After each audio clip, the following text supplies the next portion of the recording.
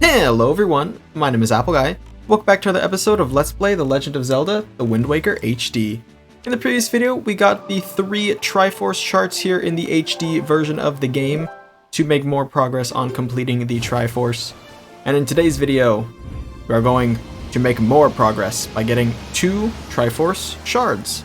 Now, I was originally doing 1 shard per episode, but that's because each of the shards we had gotten before was sort of an individual special mission. We started with the ghost ship, and then we progressed on to the private oasis.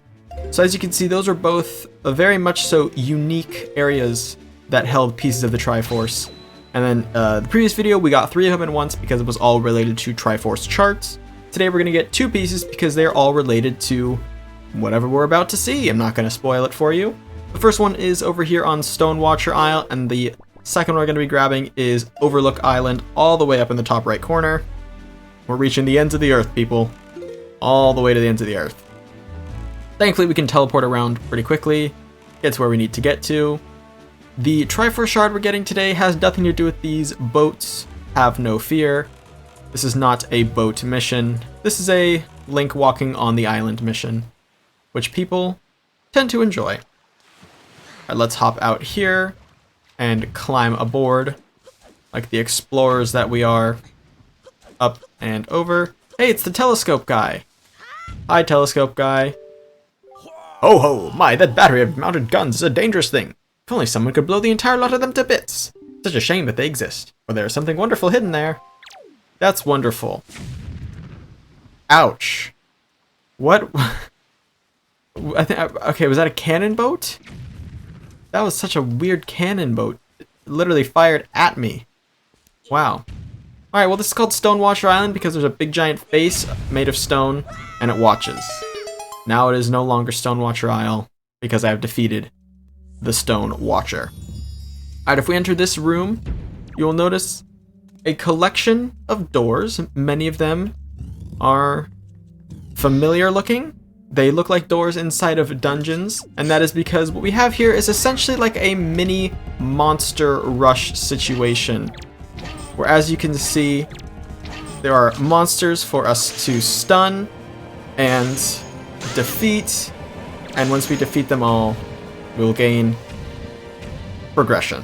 I was going to say gain an item, but it's not really gaining an item. When we leave, you will see the fire above the door light. And once we light up all 5 of the fires, we can proceed through into the locked door, which will have a reward for us. So we have a little bit of a monster gauntlet rush sort of thing going on here. Next room, it appears to be made of moblins. Moblin mobs. They're called mobs in Minecraft. I think mob just refers to like automated enemies or something. I used to know what mob stood for. It's been too long. Hammer time! Got him. Alright, and then we now proceed back into the main room. And we cross over. Let's go for the full crossover. Let's cross over all the way fully. Okay, never mind. Diagonal to the right. Oh, this is the door we came through. Okay, let's not go through the door we came through. Let's go to this door over here. Looks like we have some bokoblins in this room.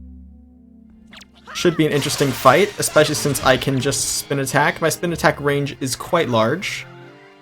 So I'm thinking we will find lots of success if we do nothing. You ever see those videos that says like, Luigi wins Mario Kart by doing nothing? That's what we just did. We won by spinning, which is technically not nothing, but it's close to nothing. Alright, next room. Here we are. And we have some Wizrobe enemies, it appears. A handful of the Wizrobe enemies. Not just 1 or 2, but 3, which is a handful, I suppose. I feel like a handful of Wizrobes is trickier on paper than in execution. When we enter the main room, you will see a final challenge has emerged for us. One of the most fun ones yet. It, of course, is... I missed again. Get him in the back. There we go. It's, of course, our favorite enemies, the Dark Nuts. And we can poke them and their armor off, hopefully. Okay, hold on. Oh, gosh darn it. I would like to freeze you. I would like to freeze you. Can we... Wait, we have to hit their helmets off to do the freeze tech, right? Yeah. The freeze tech. Maybe we defeat these ones normally. You know what? I say we do. Oh, this is actually... Oh, got him. Just gotta catch him off guard a little bit. Grab the Knight's Crest even though we don't really need it. Alright, perfect. And with that, this door dead ahead in front of us will open up. As you can see, it has the symbol of the Land of Zelda. What is that, like the Hylian Crest? And we have to play the Wind's Requiem here on this icon. It's like a little pinwheel. And that'll grant us our Triforce Shard. Just like that. 5 little challenges against monsters, and we are given a piece of the Triforce. Whoever hid these really should have done a better job. I think the hardest one to get, as far as like in-universe lore, would be the piece from the ghost ship. Although, I mean, technically, okay, if you imagine the ghost ship as some actual spiritual thing and not something you could stumble across accidentally, I feel like that could be definitely the hardest one. At least a candidate for the hardest one. As far as, like, in the world, I feel like, oh, I don't mean to talk to you. Sorry, King Red Lions. I feel like in the world, the hardest one would be the one on the private oasis, because it requires you to become a homeowner in order to get it. Which means, like, a mortgage and years of work. So, that could be the trickiest one as well. It also is the reward for, what, 20 joy pendants? Which isn't actually that hard. You get a lot of joy pendants in the game. But of course, I can't believe she gave a house away for 20 joy pendants. Oh no, we hit speed bumps. I wanted to fly through here like Luke Skywalker in Beggar's Canyon and just, like, zoom. Whatever. We'll hit the open sea just as we leave the little speed bump area. We leave Dragon Roost Cavern, get the Great Sea theme. As we sail over here, this is our second and final stop for today's video. And we might need the hook shot for this one. I feel like we do. I'll get it out just in case we need it. I feel like we need the hook shot because, yeah, there's trees on different layers of Outlook Island. Alright. Hey, I didn't know Microsoft's email provider sponsored an island in this game. That's a terrible joke. Anyone use Outlook? Does anyone use Outlook? I feel like it might be popular for, like, businesses, but is any, like, sole person who wants an email address? Is anyone like, gosh, I better log into Outlook, or is it all just Google? As a YouTuber, I feel like I should say it's Google. Up we go. Alright, there's 1. Oh, why can't I look up? There's 2. Okay. Oh, Blue Chew! Nice! Blue Chews, of course, can make blue potions.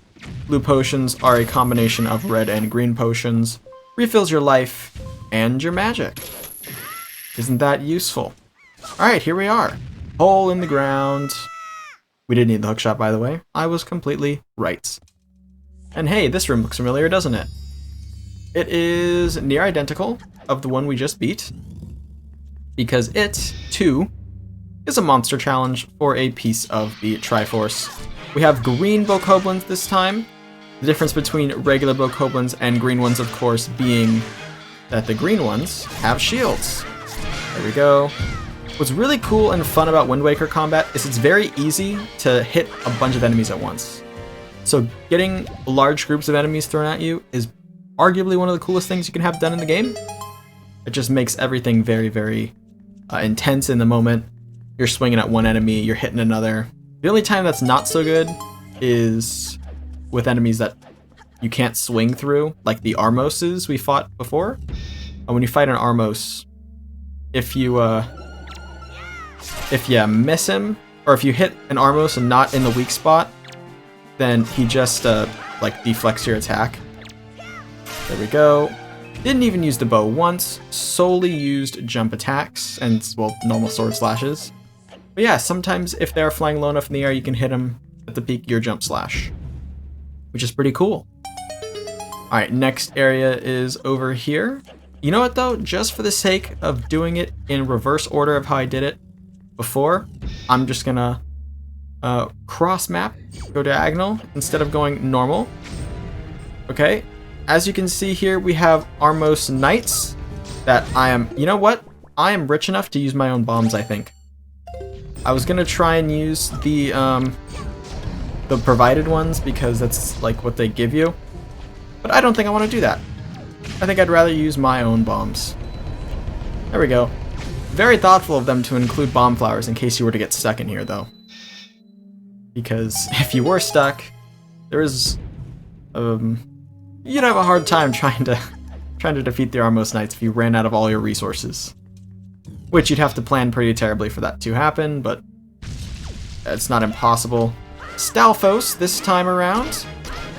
Bone Man himself. Mr. Stalfos.